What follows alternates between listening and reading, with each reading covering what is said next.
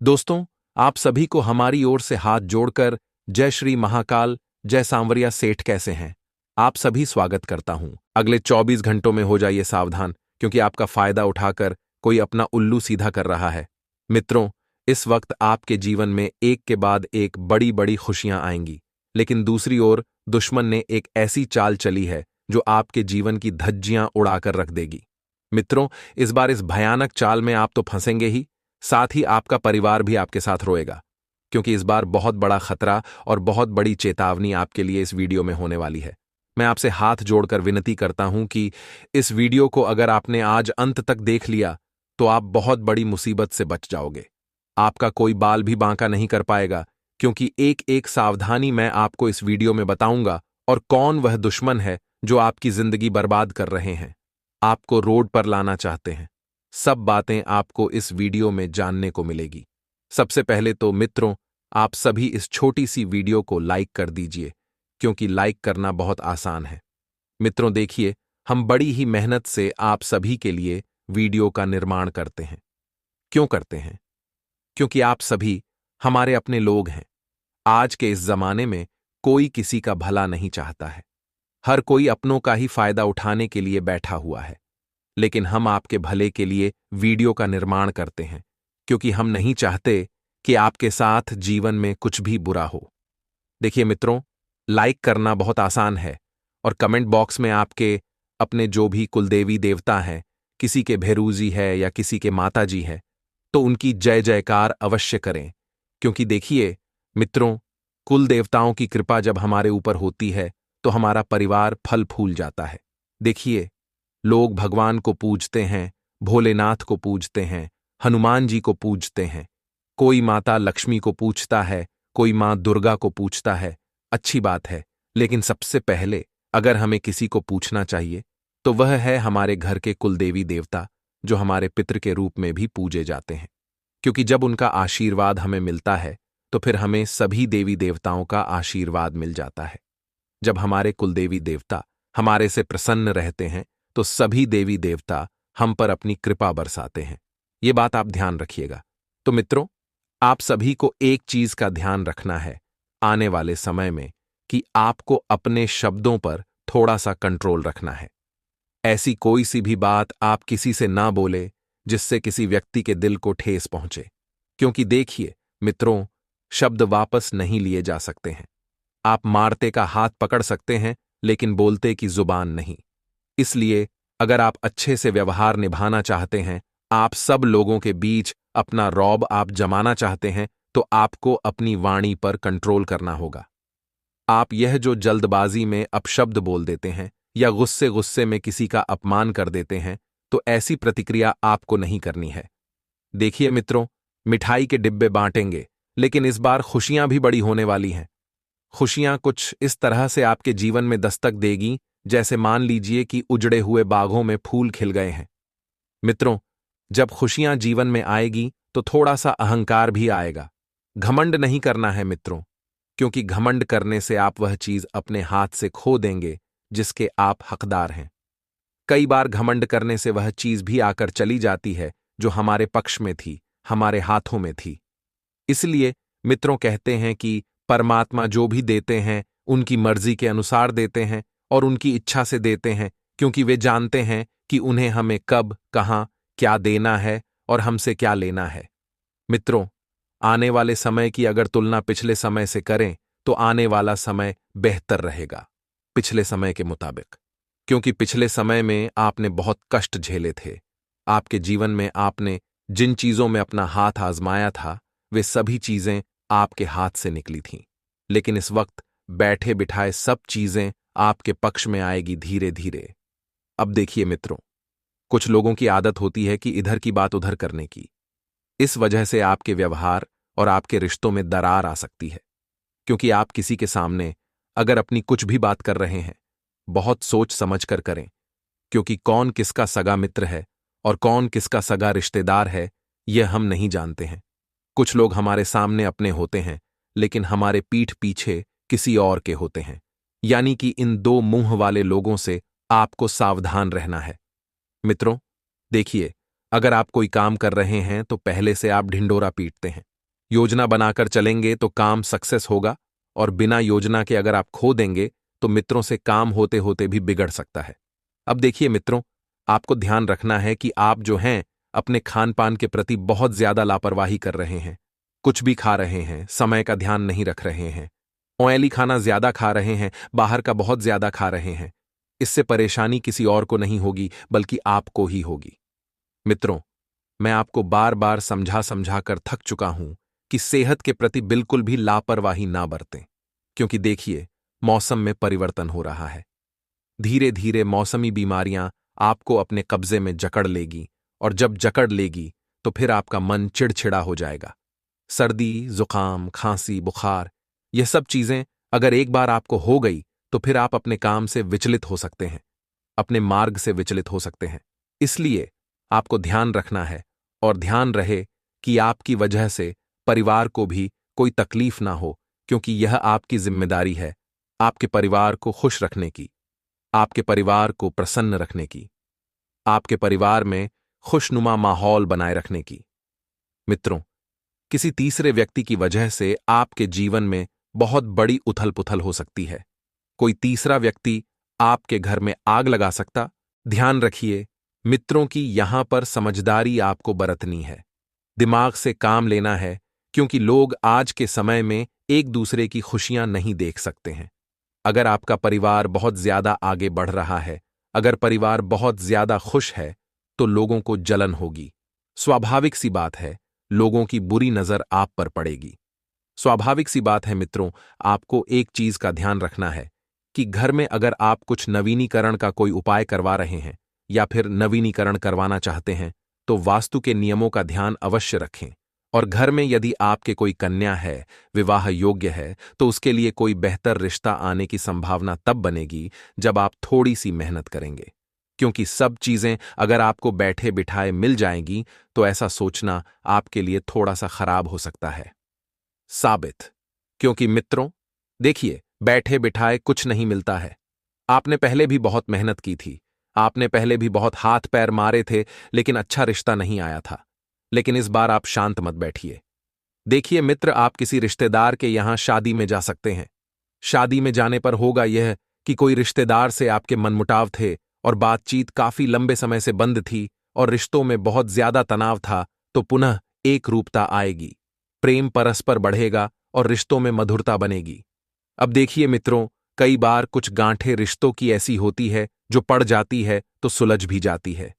देखिए मित्रों, हर रिश्ता उलझा हुआ है। कोई अपने काम में उलझा हुआ है, कोई परिवार में उलझा हुआ है, तो कोई अपने किसी क्षेत्र में उलझा हुआ है। लेकिन जरूरी नहीं है कि हर व्यक्ति को, रिश्ते को समय दिया जाए।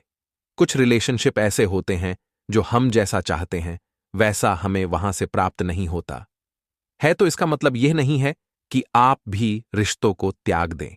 देखिए मित्रों, रिश्ता हमेशा दोनों तरफ से निभाया जाता है, और अगर आपकी गलती है तो आप बेझिझक माफी मांग लीजिए, आपको आपका पार्टनर माफ कर देगा।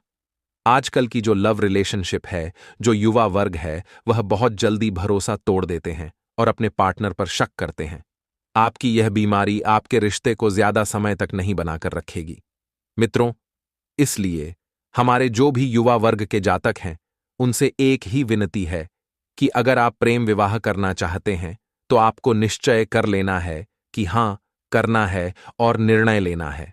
देखिए मित्रों, हवा में बातें करने से कुछ नहीं होगा। जो लोग बेरोजगार हैं, काफी लंबे समय से काम की तलाश में दर दर भटक रहे थे और पैसा तो आ रहा था, लेकिन फिर भी कुछ ना कुछ चीज की कमी है, तो अपनी कमी को अपनी कमजोरी न बनने दें। देखिए मित्रों, गुरुजी एक बात कहते हैं कि जीवन में जो प्राप्त है वही पर्याप्त है। अगर ज्यादा की आस रखेंगे तो जीवन में रोते रह जाएंगे, और जो मिला है उसका चिंतन बिल्कुल भी ना करें, उसका आनंद लें। देखिए मित्रों, हर जीवन की दो परिस्थितियां होती हैं, एक सकारात्मक, एक नकारात्मक। सकारात्मक हमेशा सुख देती है और नकारात्मक परिस्थितियों हमेशा दुख देती है। अब यह निश्चय आप पर करता है कि आपको जीवन में किस तरह की परिस्थितियों में रहना है, क्योंकि देखिए मित्रों, आज के समय में जिस इंसान को सब कुछ मिल रहा है वह भी दुखी है, और जिसको कुछ नहीं मिला है वह भी दुखी है।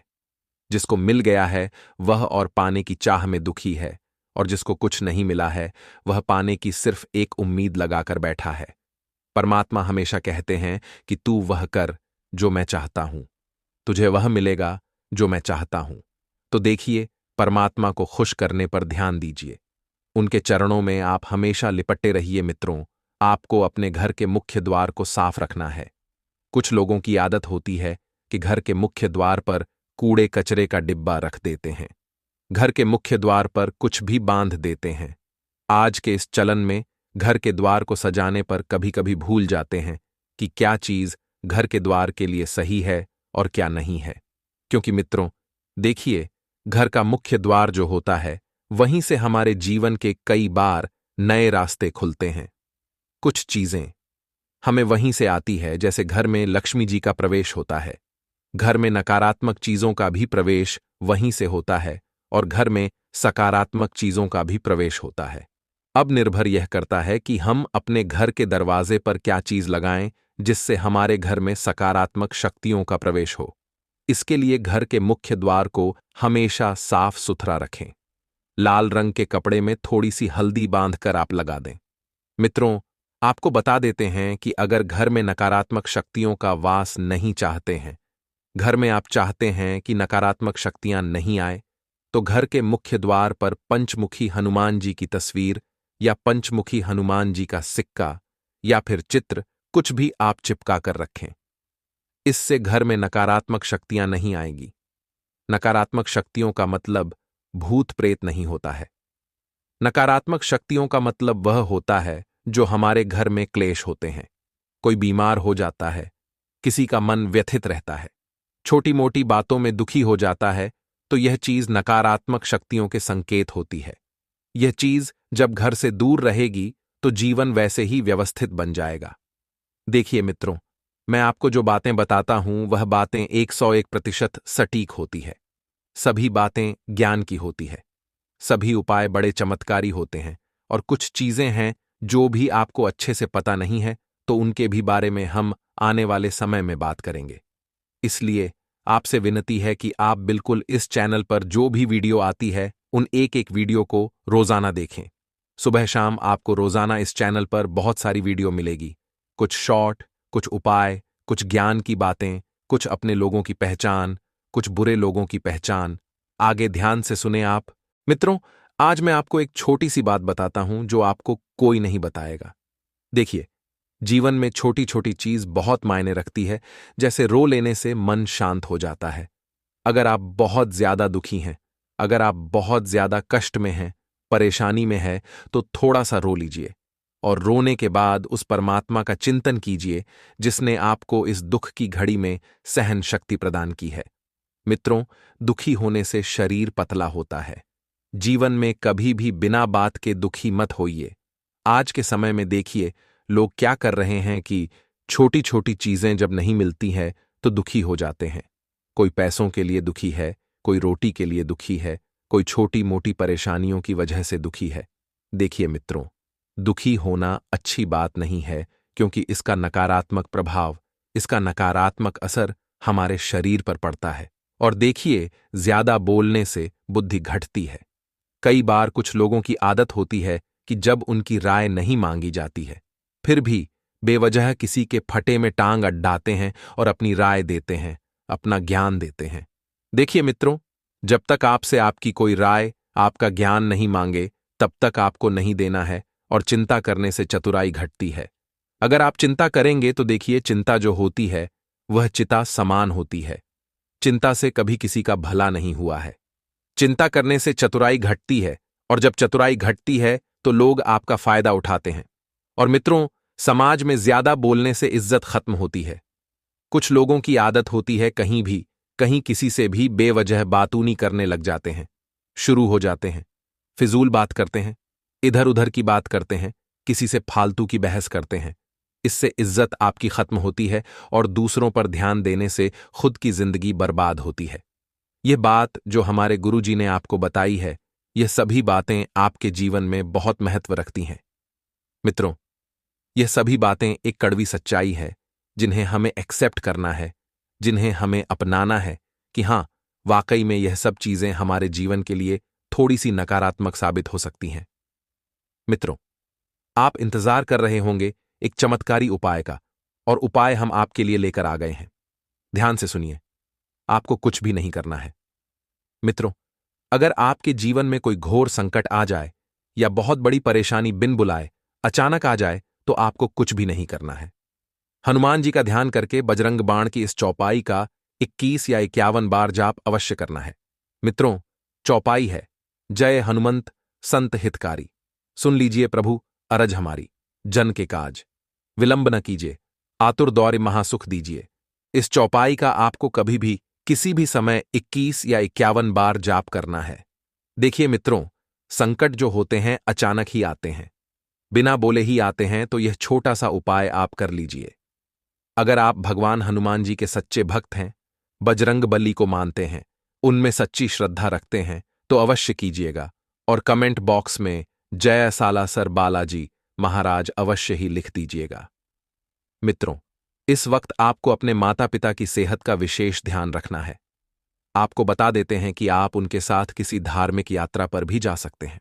और देखिए, रिश्तों में जो दीवार खड़ी हुई है, उस दीवार को तोड़ने की आपको कोशिश करनी है। और ध्यान रखिएगा, मित्रों की कभी दीवार कभी डर की बात करता था, वह अपने उजड़े हुए घर की बात करता था। मैं जिक्र जब कभी करता था आसमानों का, वो अपने टूटे हुए पैर की बात करता था। अर्थात मित्रों, बहुत गहरी शायरी है और बहुत डीप शायरी है। अगर आपको समझ में आई है तो फिर से सुन लीजिएगा मित्रों, आपको समझ में आ जाएगी। आपको ध्यान रखना है कि अपने लक्ष्य को हासिल करने में ऐसे खो जाएगी जिसे जीवन के सुख दुख का आभास ही ना हो, कि जैसे आपने सब चीज पा ली हो, कि जैसे आप उस चीज को पाने में आगे बढ़ेंगे। मित्रों, जीवन में हमेशा ध्यान रखिएगा कि जैसा कर्म करोगे वैसा ही फल पाओगे। इसमें भगवान और किसी दूसरे इंसान का कोई दोष नहीं है। कुछ लोग ऐसे होते हैं जो धार्मिक यात्रा पर जाते हैं और धार्मिक यात्रा के दौरान मांस मदिरा का सेवन करते हैं। अब मित्रों देखिए, एक बात ध्यान में रखिए कि अगर आप भगवान की भक्ति करने जा रहे हैं, तो जो चीज भगवान को पसंद नहीं है, वह चीज तुम क्यों कर रहे हो? यह तुम्हारे पाप का भागी है और यह तुम्हें पाप के द्वार पर लेकर जाएगा और नरक में धकेलेगा। देखिए मित्रों, आप अगर भगवान के भाव से जा रहे हैं, भक्ति करने जा रहे हैं, तो ही किसी धार्मिक स्थल पर जाएं। अगर आप मौज मस्ती से जा रहे हैं, अगर आप टाइम पास करने घूमने फिरने जा रहे हैं, तो देखिए, भगवान का दर है, वहां पर दुखियों के दुख हरे जाते हैं। यह तुम्हारे दुखियों के सुख को और चार चांद लगाने वाली चीज नहीं है। देखिए, परमात्मा के घर जाएं तो शुद्धता से जाएं, पवित्रता से जाएं और अपनी इन नकारात्मक आदतों को अपने घर में ही त्याग कर जाएं। आज का दिन आपके लिए परोपकार के कार्यों से जुड़कर नाम कमाने के लिए रहेगा। आज आपका आत्मविश्वास मजबूत रहेगा। आप जिस पर काम में हाथ डालेंगे उसमें आपको सफलता अवश्य मिलेगी। आपकी नेतृत्व क्षमता बढ़ेगी और आप किसी राजनीतिक कार्यक्रम में सम्मिलित होंगे, जहां आपको अपने शत्रुओं से सावधान रहने की आवश्यकता है। यदि आपका कोई सरकारी काम लंबे समय से अटका हुआ था, तो वह भी पूरा हो सकता है।